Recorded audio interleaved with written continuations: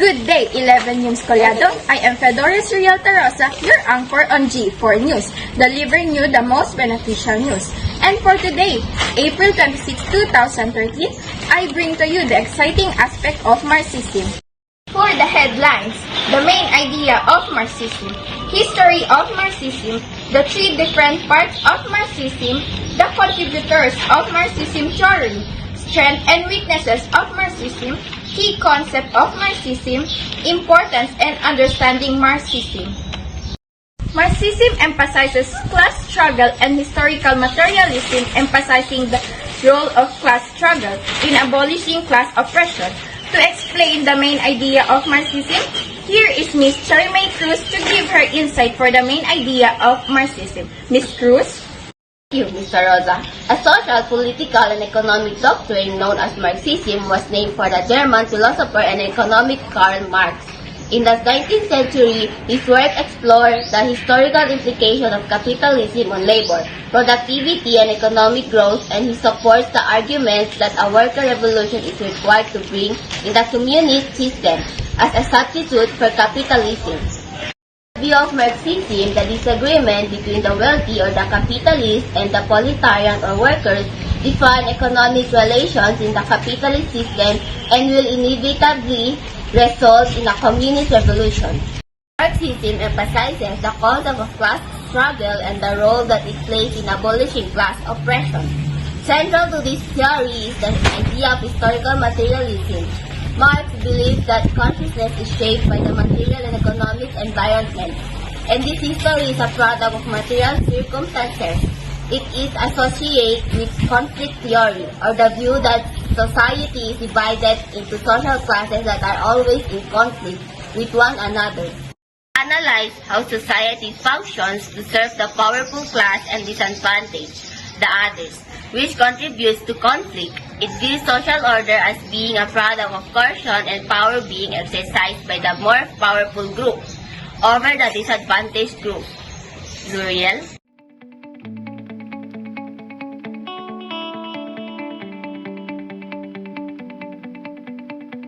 Marxism became a political ideology after the death of Marx in 1883 and was the product of the attempt by Engels and the other followers of Marx to condense Marx's ideas into a comprehensive worldwide. For more information about the history of Marxism, here is Mr. Gerald Fornisa.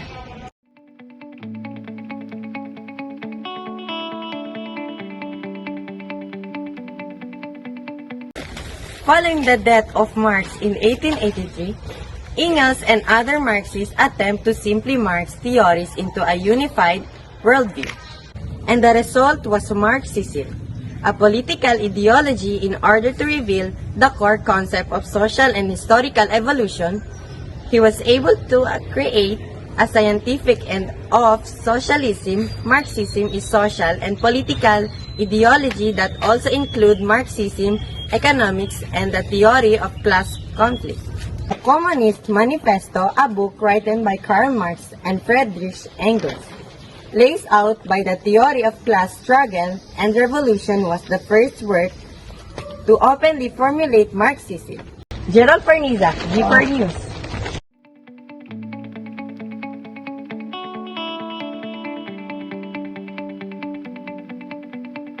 Marxism comes in three distinct types: classical Marxism, orthodox, communist, and modern Marxism.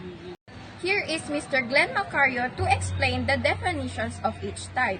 Mr. Rosa, a classical Marxism is a historical theory that explains why communism is a good notion designed as an alternative to capitalism. Haywood, 2007, Marx could clarify how society works, how capitalism evolved from primitive communism, and how it must first pass through socialism before the communist systems last. A kind of Marxism that emerged in the 20th century was orthodox communism.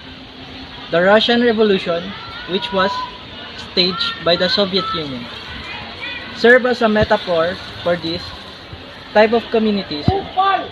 Communism, the Russian Revolution, which was staged by the Soviet Union, serve as a metaphor for this type of communism. The 1917 Vladimir Lenin led Bolshevik Party, which in 1918 evolved into the Communist Party.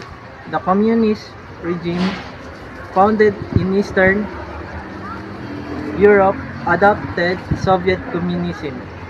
1949 in China, 1959, and in Cuba, 1959, after 1945. Sometimes known as Marxism, Leninism diverged from the theories of Marx and Engels in a number of respects, including devoting more thought to matters like political and economic, organization and management. However, it was not the proletariat who carried out a genuine class revolution as envisioned by Marx, but the communities elite led by Bolshevik leaders. Lenin and Stalin. Leninism will be characterized by the belief that a revolutionary vanguard party is needed to lead proletariat into class consciousness. This is opposite to the ideas of Marx, belief which states that the proletariat will be capable of leading society into communism. Stalin's contribution would be the importance of state collectivization or state socialism, a centrally planned economy supported by political tyranny. And that's Mr. Macario for explaining the three different types of Marxism.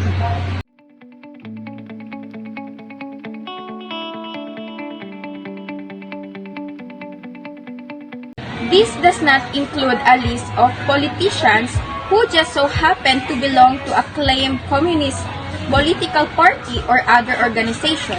Rather, it is a list of notable individuals who made a significant contribution to Marxist theory, mainly as authors. Here is Mr. Delfino for more info.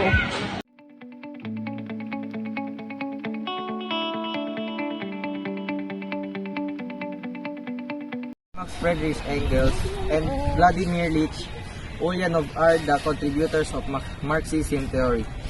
Marx is more focused on a critique of capitalism, how it should be transformed so that social inequalities will be abolished. Karl Marx believed in the teleological theory of history that communism would eventually trump over capitalism. Friedrich Engels is a German socialist philosopher who was the closest collaboration of Marx. Friedrich Engels was close collaborator of Marx authoring works such as the foundation of the working class. Vladimir Ulyanov,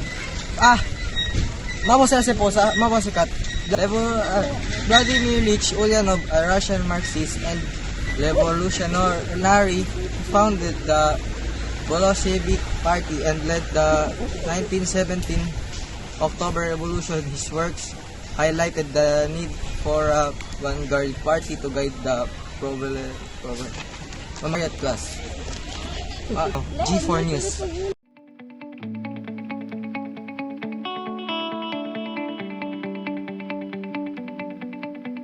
Marxism highlights the orientation present in the process of product and exchange present in capitalist system as part of its theory of class conflict.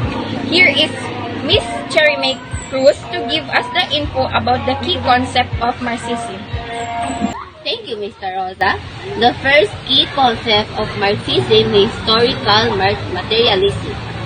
The materialist concept of history, often known as historical materialism, is a method used by Marxists and scientific socialists, historians who concentrate on human societies and their contending that historical evolution is the outcome of material circumstances rather than ideas.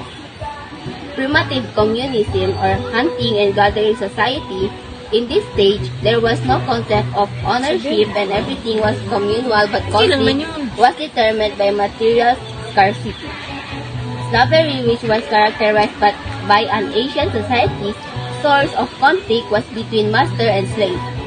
Feudalism, where the source of conflict was between landowners and serfs.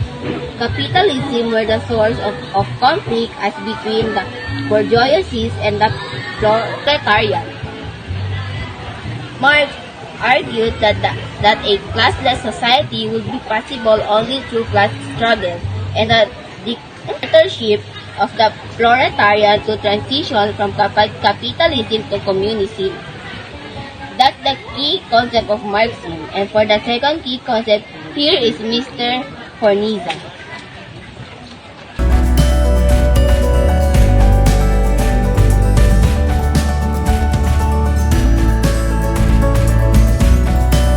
Alienation is the second concept of Marxism.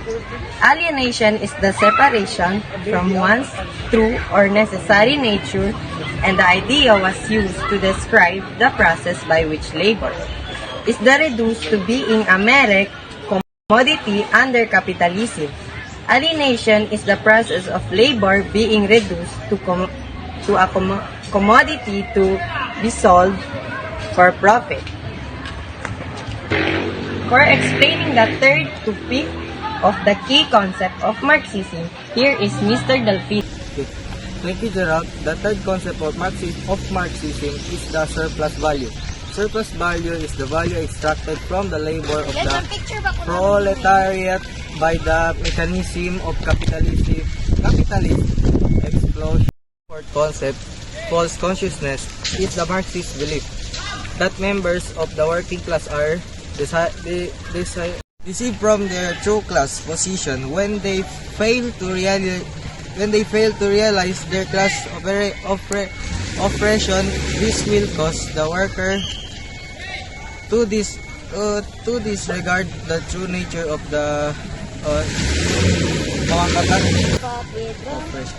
their oppression because they believe in the possibility of an upward mobility.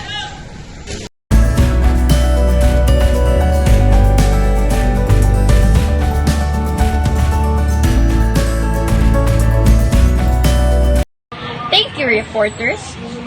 A strength of Marxism is that this theory analyzes power and conflict in society. It explains why there is such an uneven distribution of power and wealth between social classes. To explain the strength of Marxism, here is Mr. Macario.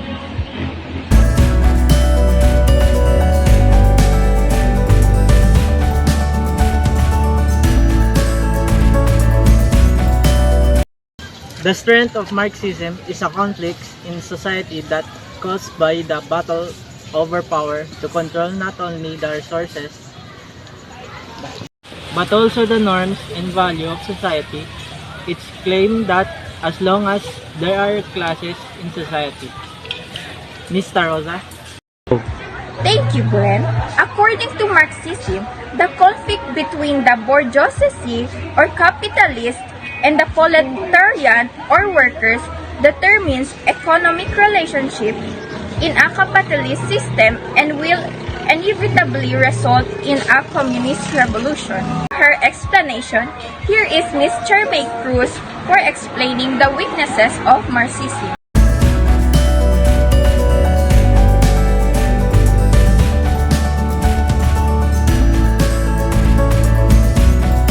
One, two, three, go. The Marxism focuses on the negative, always changing and clashing nature of society instead of focusing on the positive aspect of society, such as defense of the status and how people cooperate to create social order. Its macro-level analysis of society, with critics arguing that its view of social structures affect the way people behave, ignores complicities and nuances of everyday life and power relation. It loses its scientific objectivity, for it encourages research to be activists of social.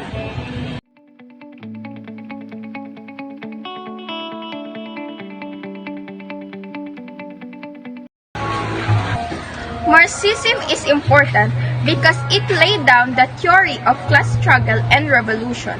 Marxism deals with the theory and practice of socialism. It propagates the establishment of classes of society. The means of production, distribution, and exchange should be owned by the community as a whole as against private ownership. Marxism has profound impact on global academia, having influenced many fields, including anthropology, art theory, criminology, cultural studies, economics, education, ethics, film theory, geography, historiography, literary criticism, medical studies, philosophy, political science, and political economy. So we need to study and understand Marxism because it allows humans to grow, to develop, and be able to see the difference between what they imagine and what they have achieved. And that's the news of truth and accuracy. From the G4 News, we are hoping that everyone will have a nice day. This is the G4 News. Bye-bye!